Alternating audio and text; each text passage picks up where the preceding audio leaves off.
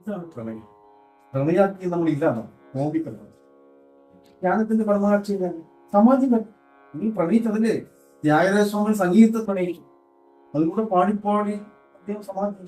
എല്ലാം സംഗീതജ്ഞന്മാർക്ക് സാധ്യതയുണ്ട്, കലാകാരന്മാർക്ക് സാധ്യതയുണ്ട്, പ്രണയിക്കുന്നവർക്ക് സാധ്യതയുണ്ട്, അമ്മമാർക്ക് എല്ലാം സാധ്യത. നമ്മൾ സ്നേഹത്തോടു കൂടി എന്ത് ചെയ്യുന്നു?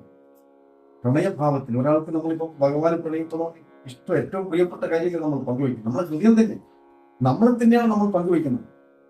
ഇതാണ് പ്രണയം.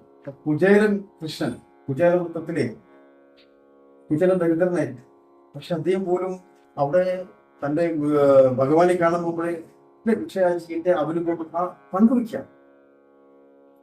അതൊരു പ്രണയഭാചനത്തിന് വേണ്ടി, പ്രണയഭാചനം എന്ന് പറയുന്നു. പ്രണയഭാചനത്തിൽ പങ്ക് തനിക്ക് അതേ നൽകുവാനുള്ള ത്വരയുണ്ടാവുന്നത്.